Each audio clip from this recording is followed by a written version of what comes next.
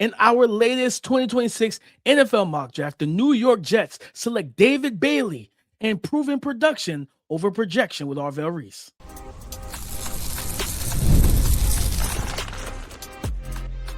You are Locked On NFL Draft, your daily podcast covering the NFL Draft. Part of the Locked On Podcast Network, your team every day. Welcome back to the Locked On NFL Draft Podcast. I'm Damian Parson. That's Keith Sanchez. Today's episode is brought to you by FanDuel. Right now, new customers can bet just $5 and get $250 back in bonus bets if your first bet wins. Head to FanDuel.com to get started on today's episode. This mock draft Monday. We're cutting this thing into 3 episodes this week, guys. Breaking down picks 1 through 10. David Bailey takes over the number 2 spot. Arvell Reese falls down the board just a little bit. We're going to talk about all of that on today's episode. But Keith, let's start with picks 1 through 4. And number 1 is Fernando Mendoza to the Las Vegas Raiders. It's been that way. We expect that to happen come draft night. Pick number 2, the New York Jets draft David Bailey, edge rusher out of Texas Tech. At pick number 3, Francis CC Maui Noah, offensive tackle out of Miami, goes to the Arizona Cardinals. And then pick number 4, Jeremiyah Love, running back from Notre Dame, goes to the Tennessee Titans. And for context, guys, I had AFC teams. Keith had NFC teams, just so you know who picked who. Keith, where do you want to start in our top 4?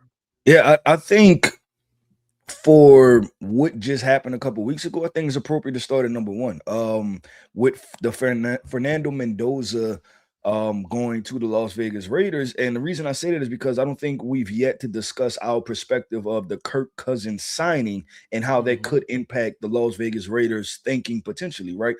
It's been chalked Fernando Mendoza to the Las Vegas Raiders, but we know that they signed Kirk Cousins, right? And obviously after we flush through the contract, right, we know that there's some flexibility for the Las Vegas Raiders. The duration plus the money is not necessarily with the headlines read. But I want to say this from a drafting perspective. I want to ask you this. Do you think that it impacts the Las Vegas Raiders from a leverage perspective, instead of them having to be locked into taking Fernando Mendoza at 1 to potentially moving down the draft board because they have Kirk Cousins in the fold? And then also, if they draft Fernando Mendoza with Kirk Cousins, what do you think the timeline should be for them playing Fernando Mendoza and allowing him to start? Oh, that's a good question, Keith. I think, it's one that people probably don't even think about. Like, man, it's been chalked for so long for Fernando. I think it's, if you ask me, like, is it on a scale of 100%, where do I think they land in terms of drafting Mendoza? I think it is 100%. I think they're going to draft and stash him. And I think the fact of looking at Mendoza in this Indiana offense this year, they went undefeated. They won the national championship. He won the Heisman, everything, right? Like storybook season for a 1-year transfer. But that offense was very RPO heavy. There were times where he didn't take the first read. There were times that against pressure, you wanted to see him get to his hot and get to his answer quicker and everything. You see him kind of like his clock at times. I felt like he handled full field reads, but handling full field reads just to handle full field reads is kind of productive. Whereas like, hey, if that quick out route from the running back out of the backfield is there and you can get it's 1st and 10, they're sending pressure, you can just get 3 yards. You want to take that, get the 3 yards, make it 2nd and 7, rather than taking the pressure, trying to escape the pocket and escape the blitz. And like he sometimes you want him to just kind of play a little bit more within the rhythm and everything. And going into this Clint Kubiak West Coast offense, you got to do that, Keith. And Clint Kubiak said once he got the job, whoever, if we pick a quarterback, which we knew the Raiders were going to pick a quarterback, hey, ideally I want a veteran. So I think with Kirk Cousins, he comes in and number 1, he gives them a competitive, I would say, edge, because Kirk Cousins proved last year with the Falcons when he got back into the starting lineup, they were able to win some games. The offense took off. The offense looked better with him, honestly, than it did with Michael Penix Jr. So I think for me, Keith, I look at it and say, hey, Fernando Mendoza gets to learn they get to be competitive. Brock Bowers, Ashton Genty, everything like that. And Mendoza, it's probably going to be, unless Kirk Cousins just plays poorly, I think we may not see Mendoza for the full year. And I think that's okay, Keith, because we talk about it. Let's get back to actually developing young quarterbacks and stop throwing them into the fire right away. Yeah, so the way I look at it, I agree, right? I think it sets themselves up. It sets the Raiders up to where they don't have to draft Fernando Mendoza, right? Like they feel like, okay, if we truly want to punt to next year and we get an offer that's crazy, right? They get 3, Right. 4 first-round picks, a second-round pick, and a player, some crazy combination like that. Then they can seriously consider it. I think previous of that, they couldn't even consider it, right? Like just with the quarterbacks that they had. So I think it allows them to consider that. But I think they still go Fernando Mendoza, and everybody has to remember, right? I think that with this way of thinking, and this is the part that bothers me when people speak in absolutes, right? Because we're on this wave of draft a young quarterback and you got to put him in right away because he has to learn. Well, guess what? The greatest quarterback of all time, that's not how his process was, right? No. So he had Drew Bledsoe in a fold, right? A guy that people thought that Drew Bledsoe could have won a Super Bowl with the New England Patriots, right? Like he was considered a really talented quarterback. But I think that what Tom Brady is showing you, or showing, the rest of the NFL draft space, is that having a veteran matters, sitting and learning matters, and he feels as though that it matters, right? So I think it puts them in position to draft Fernando Mendoza, allow him to sit down and then learn from a veteran like Kirk Cousins, who's had 30 touchdown seasons, and he's won, been in playoff games. He's been in big time moments. He's seen every defense there is out there. He's also been the underdog, right? So he knows how to climb this ladder and how to operate. And I think DP, he's made himself a lot of money. He's made himself a ton of money. Shout out to his agent. They made a lot of money, Keith. 100%. And I think also, just some fact of him know how to run that offense. Tom Brady, I think Tom Brady sees a lot of himself in Mendoza and understand. Pat Mahomes didn't play until week 17. You know what I mean? They had already locked up the playoffs. Alex Smith had a great season, and he set himself up to go get signed by the Commanders, right? So shout out to sitting a quarterback behind a good vet and letting them learn. A lot of teams can learn from that, Keith. Let's jump to pick 2, right? Number 2 overall, the Jets. It's been, like I said, we this exercise, we want to kind of look at things of what if it don't go the way we think it would, right? Outside of number 1, a lot of times we've seen Arvell Reese at 2. But there's been some smoke recently about the Jets probably looking at David Bailey as more of a true pure pass rusher, which he is because he plays the position full time, rather than Bailey kind of pseudo linebacker edge. If David Bailey comes off the board, Keith, how would you feel about that? How should Jets fans feel about that? Like, hey, we got the pick of the litter. We can go, because the draft starts at 2, Keith. The draft starts at 2. If Jets fans see David Bailey come off the board to Arvell Reese, should they boo or should they cheer that situation? I think they should do a soft clap. I think they should do a soft clap. Yeah, a soft clap. And listen, in those who have listened to our scouting reports, right, that we've done on David Bailey, I believe you still stand this way too, that you like him, you don't necessarily love him, right? Like you think he could be a good player, but you're not saying that I'm stamping this guy to be an automatic Hall of Famer. I think for the Jets situation, right, with them needing more edge rush presence, right, and I think them needing immediate help, right? Aaron Glenn is fighting for his job probably in the first 4 or 5 weeks of the season. You need somebody that's going to turn dividends immediately, right? And David Bailey has the potential because, like you said, he's not only played it last year, he's been playing edge rusher since high school, right? So this is not something that's new to him. He understands the game. So you look at that and you say double-digit sack guy. I think he was towards tops in sacks, right? If not the number 1 sack leader. You've seen him produce on all different types of levels. So you go with David Bailey just to kind of say, you know what, he's a plug and play guy, and hopefully we get immediate returns on this investment. Yeah, 100%. You want the ROI early. And like you said, Aaron Glenn's coaching for his job. They need it bad. And I also think from the aspect of, like, you're at 2. Like, you take one of these top defensive players, whether it's Bailey or Arvell Reese, you got 16, you got 33 and 44 and 103. You got a lot of picks.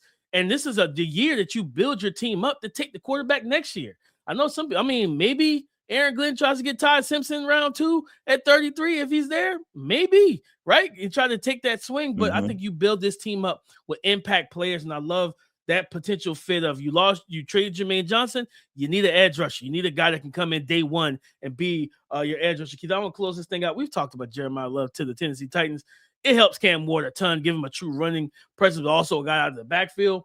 The CC Maui Noah one, it's going to be interesting because number one, like they got 2 vets. That's a team that needs to draft a quarterback. It's the Cardinals. They got 2 vets. Their offensive line, the way that this team is built is to run the football. I think CeCe Maui-Noah comes in as the long-term right tackle, or if you want to kick him in the guard, he said, I'll play whatever position my coaches need to. But he comes in and he helps stabilize this offensive line, bring more physicality, more of a punch in the mouth presence to it. I think the Cardinals will probably want to trade down against CeCe, but in this draft, it takes 2 to tango. I don't know if anybody's going to trade up. So draft you got. Yep, 100% with DP. Let's get in picks 5 through 7. I'm excited to talk about these picks, right? Because it's a name that slid down the board that fell right into this range, and we'll discuss that guy coming up next. It's tax season, but for a lot of us, the old way of doing taxes is a lot. Trying to book an appointment that's not the most convenient, sitting in a waiting room with a stack of papers, emailing back and forth and wondering if they really get your situation. But this year, you're getting a major upgrade. Intuit TurboTax now has in-person locations nationwide. You can meet face-to-face with a real tax expert, and your documents get uploaded straight to your TurboTax app on the spot. And just like that, you're done. Your TurboTax expert works to get you every dollar you deserve while you get real-time notifications as you go on about your day. It's the relief of walking in and meeting a real person and walking out knowing your taxes are being handled right. So head over to turbotax.com/local right now. Again, head over to turbotax.com/local to find a store near you and book your appointment. Workplace chaos, deadlines stacking up, and inboxes overflowing, and the one position you have to still fill is sitting open. When the pressure's on, you need the right hire. This is a job for Sponsored Jobs. Indeed, Sponsored Jobs helps you reach the people who actually fit what you're looking for. Skills, experience, location. So you're not just hoping the right candidate stumbles across your post.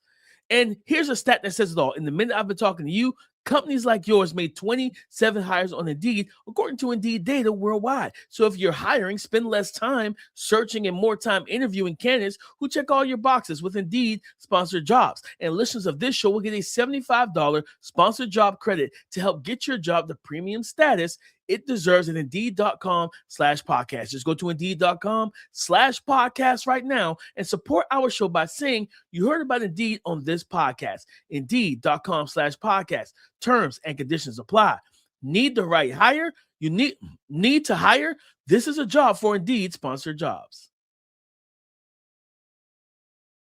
Before we break down picks 5 through 7 in our mock draft Monday, first round 2026 NFL mock, don't forget to check out the Everyday Club for ad-free episodes and access to the group chat via Discord with me, Keith, and other listeners of the show. Tap the link in the show notes or go to LockedOnNFLDraft.supercast.com to join. At number 5, at pick 5, the New York Giants. Keith gave the Giants Jordan Tyson, wide receiver out of Arizona State. At pick 6, I gave the Cleveland Browns wide receiver Cardinal Tate out of Ohio State. And at pick 7, Keith gave the Washington Commanders edge/linebacker hybrid from Ohio State, Arvell Reese. Keith, let's start right there. Arvell Reese slid down the board. And I know, like, again, we talked about that too. The Jets wanted to go to get a, more ROI immediately from the edge rush situation rather than there's some projection baked into the Arvell Reese pass rush situation. For the Commanders, right? They signed Odafe Owe to be their quote-unquote edge one in that situation. They're talking about they're open to bringing back Bobby Wagner at the linebacker spot and all his wealth of knowledge and instincts and everything else. If I'm Arvell Reese, I feel like this is a really good situation to fall into. Because number one, if they do bring back Bobby Wagner, I get to pick his brain from an off-ball linebacker spot. And on first and second downs with Dan Quinn, I can utilize Arvell Reese as a run stuffer and as a zone dropper on first and second downs beside a Bobby Wagner, right? Then on third downs, I'm rushing him opposite of Odafe Owe. I think this would be, of course, you want to get that playmaker for Jaden Daniels, but honestly, sometimes the better offense is having a really great defense. And we saw that in the Super Bowl where Sam Darnold didn't have to do much. The defense was able to shut down Drake May and the Patriots, and they were able to kind of coast themselves to a victory and just run the football, take some of that pressure off of JD5 and build a great defense for him. Yeah, no, and listen, the reason that I like it is because I think, and we talked about the Jets in the first segment, right?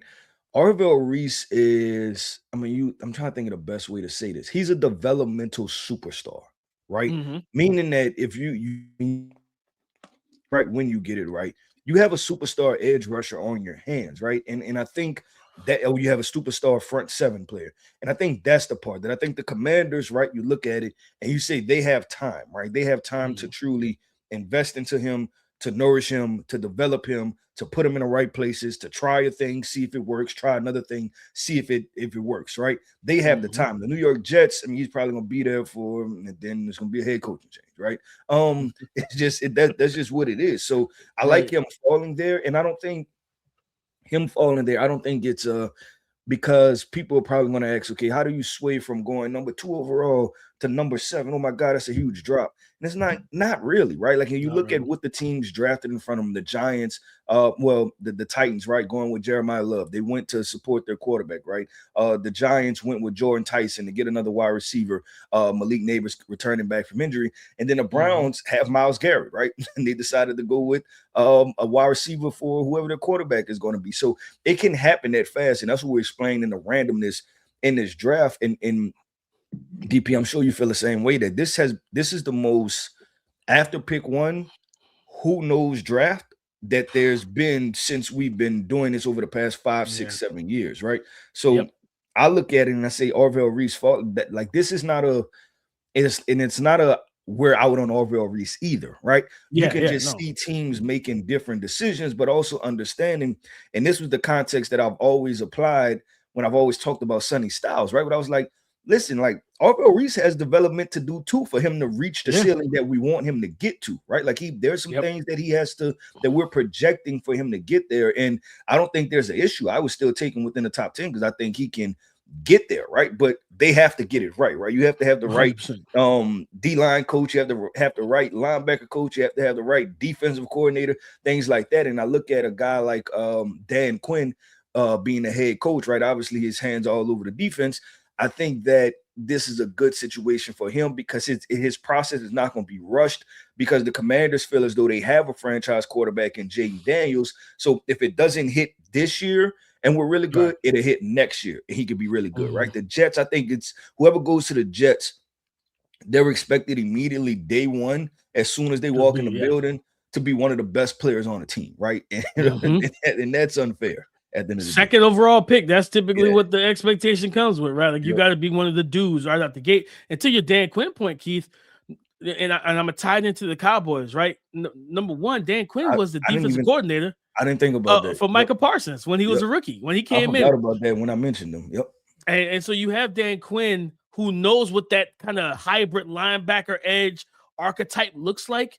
And he remember Dan Quinn, like he utilized Micah in a way that people didn't expect. Number one, like we always talk about, the injuries that happened and forced Micah into a true pass rushing role, but he still utilized him as a dual purpose player. He played stack backer against the run. We saw him drop off in the coverage sometimes, then he rushed. And I think if you're Arvell Reese, I want to go to a play caller, a defensive minded coach who already has experience with my archetype to make sure I get that they get the best out of me. But to the Cowboys point as well, Keith, there's smoke about the Cowboys trying to trade up for Arvell Reese. So if this were to happen, guys, again, we did this exercise just like I did last week when I did mock draft Monday, Keith. I didn't have Jeremiyah Love going to the Tennessee Titans. He fell to the Commanders, right?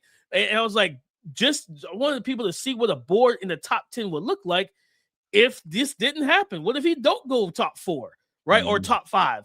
What if Sonny Styles goes to 4 and Robert Saleh wants his Fred Warner at 4? Cool. What if the Jets or the Giants, I mean, still take Caleb Downs, they get a safety to go with John Harbaugh, the whole Kyle Hamilton thing. What would that look like? So that's why we did this kind of exercise in the sense, guys, of like, I don't think we should outside of one, nothing is expected from me. I have no expectations in the top 10. I think that players like Jeremiyah Love, Jordan Tyson, Cornell Tate, some of these guys, right? And I'll say for Jeremiyah Love, for example, he can go anywhere from pick 2 to 22, right? He can. I mean, because it's a running back. Could you really put it out of the fathom of the Jets taking him? No, the Jets can do anything, No, right? God, no. No. They will do anything. They're willing to do anything, they have right? a franchise Brees Hall, so they could probably try and trade him off to a team that needs a running back. You know what I mean? Like, it's possible, right? And they could be sitting there saying, like, okay, this is the guy that everybody likes. Let's draft the guy that everybody likes, so then everybody think we're doing a good job, right? Like, and I hate to make it sound so simplistic.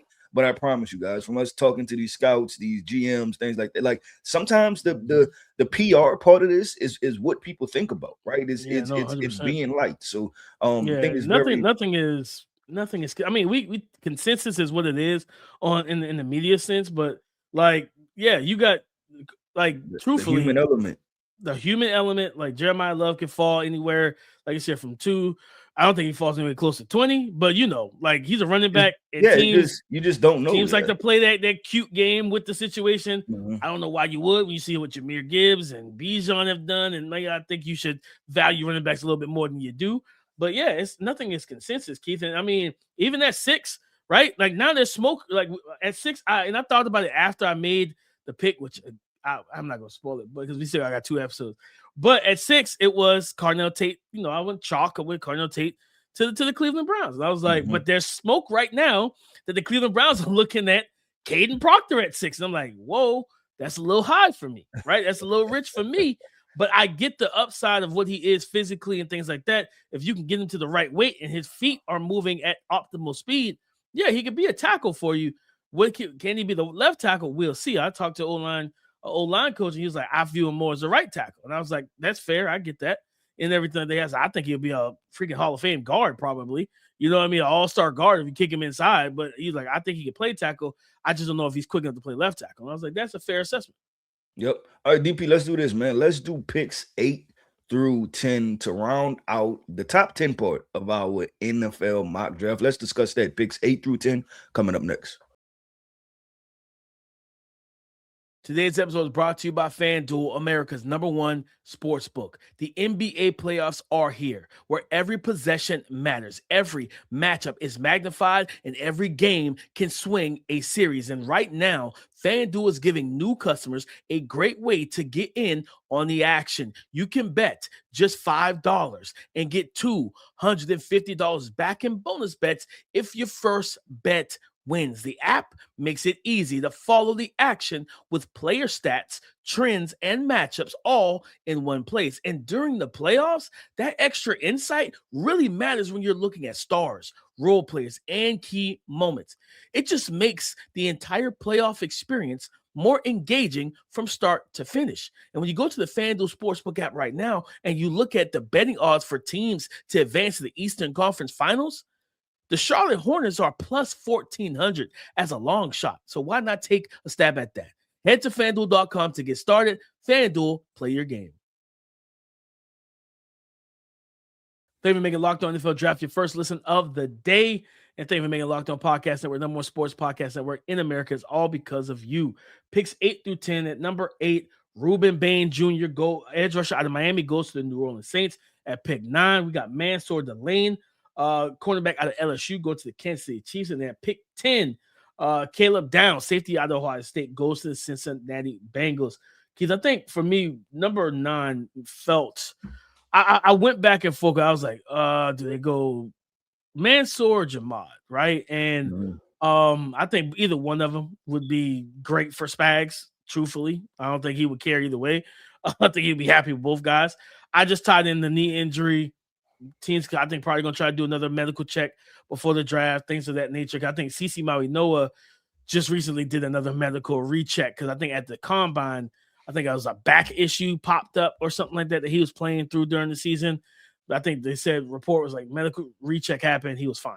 So no long-term concerns there. But I expect teams to probably want to do a little bit more just research on the knee for Jahmad.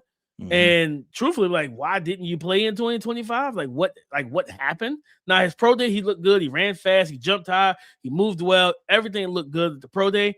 But I could see a team like KC, like, listen, we don't plan on picking here too often, for the next 5 to 7 years or however long Pat Mahomes is our quarterback. We don't expect to be picking top 10. So we need to make sure we're picking the sure thing.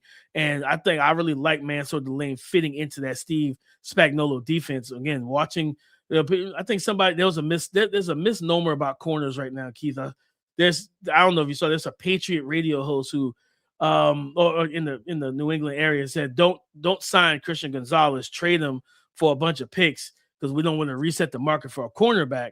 And there's some people who believe that you could just draft and swap out corners and everything.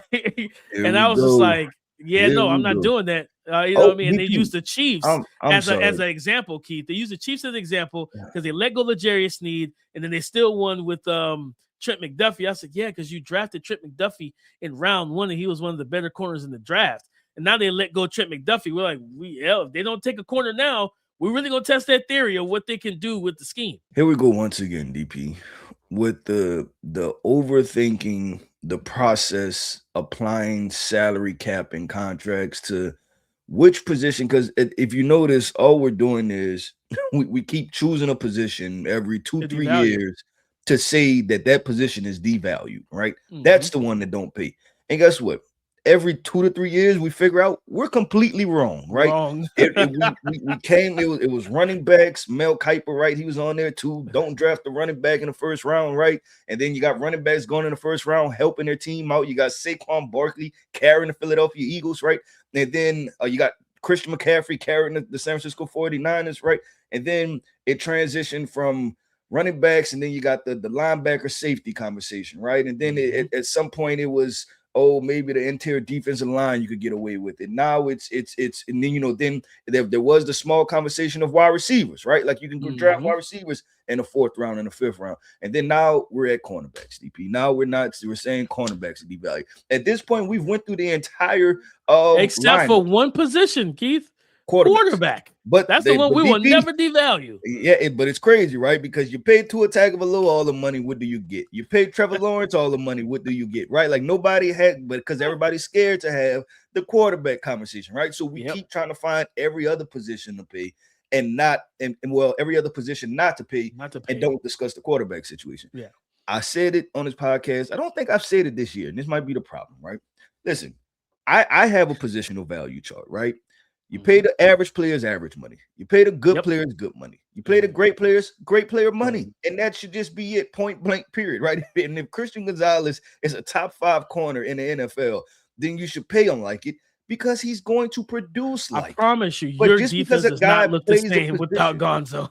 Yes, just because a guy plays a position doesn't mean that he should get paid top player money. So if you're saying, okay, well, Christian Gonzalez is a corner, don't pay him. But you know what? If he was an edge rusher, pay him. There are plenty edge rushers making plenty of money that don't produce at a high level, right? That are not 12, 15 per year sack guys, but because they were quote unquote edge rushers, they got paid that money. So DP, it bothers me. But listen, anytime you get on your positional value of soapbox, Keith, I love it. I just sit back and listen because I love it. Because I feel the exact same way, man. But this is frustrating. Because when I first came into this industry, I sat there and I was like, okay, I thought it was wrong, right? But I allowed it to play out, right? And I'm like, give it some time. Maybe I'm learning something. No, what I thought was what I thought was, right? And we've seen enough Super Bowls, right? We've seen backup quarterbacks win Super Bowls. We've seen starting quarterbacks win Super Bowls. We've seen the best of the best and some of the worst win playoff games, right? So there's just so many different ways to go about this. Find you a great player, add him to your team. If he plays great, pay the young man. That's simple. Right. And I think that's where it should go. But DP, I want to talk about the team that's not so great. The Cincinnati Bengals. Because nobody discusses them. And we had them in a mock, I believe you had AFC. You selected Caleb Downs to go to the Cincinnati Bengals. How does he help this team? Because I think people have just put this team in a box of almost who cares in a weird way. Like nobody discusses them. Like it's just like it's a shrug, it's a shoulder shrug. So, I want to discuss the Cincinnati Bengals and how he's able to help them, and can this one move help them get to the playoffs? Yeah, I think for them, their secondary, they feel good at corner. They got 2 guys they got to pay. Dax Hill's coming up on contract, and DJ Turner. I want guys to understand I was really, you remember, I was super high on DJ Turner coming out, and he's played extremely well out of Michigan. I like both Yeah, of we those both guys, were. and I really Like, like Daxton Hill too at that free yeah, safety, nickel, versatile corner position. they turned him into an outside corner and everything because I think he was struggling at safety. They turned him to outside corner. He's played well. They need a nickel, right? Like, they need a nickel safety hybrid, and that's where Caleb Downs can come in, help them in that spot, like especially in this Al Golden defense. They need a playmaker. They need a guy that can kind of that traffic, that guy that directs traffic and things like that. That's what he's going to bring to the table. Plus, he'll help in the run game. Of course, ideally for them, Rueben Bain Jr. would have been available, but you sniped me and got Rueben Bain the pick right 2 picks before, and you get Rueben Bain to the New Orleans Saints. I think Rueben Bain would be a fit for them at 10. But I think Caleb Downs will definitely help the secondary, allowing guys to play their natural position and allow then the team, go pay one of these corners, if not both. Like, pay somebody on defense. You paid your quarterback and 2 receivers, and you have one of the worst defenses in the league. You got to fix some things defensively, and this is how you do it. You pay your 2 corners. You bring in a safety that can come in and make plays for you, whether it's in 2 high shells, rotating down, things of that nature. Caleb Downs is an impact player. I think that's going to help their secondary a lot. Yeah, and they had some key additions, right? I think they signed Jonathan Allen, Boye Mafe, Brian Cook from Kansas City. So if their secondary is healthy, I like it with the insertion of Caleb Downs, right? Because you talk about Dax Hill, Jordan Battle, Brian Cook, DJ Turner, Caleb Downs, right? Like, I like easy that, go through a three safety lineman, lineup. Yeah, you can do something like that. I agree with that. So I like that. And then they have to figure out the edge rusher position, right? Just with the Miles Murphy, Shamar Stewart, I don't know. It's weird, right? It's real weird over there when it comes to the edge rusher position. But DP, that wraps up another episode, man, of the Locked On NFL Draft Podcast. I want to end this podcast all by saying shout out to our everydayers. Thank you for tapping in with us each and every single day. I am Keith Sanchez. You can find me on X at The Talent Code. That right there is my guy, my co-host, Mr. Damian Parson. You can find him on X at DP_NFL. And like we like to say, man, y'all come talk to us because we like to talk back. Go subscribe and follow for free on YouTube, wherever you listen to podcasts to get the latest episode as soon as it is available. On tomorrow's show, we're bringing out picks 11 through 21, and we got some fun stuff coming up on tomorrow's mock. So come and join the conversation again tomorrow on the Locked On Podcast Network, your team every day.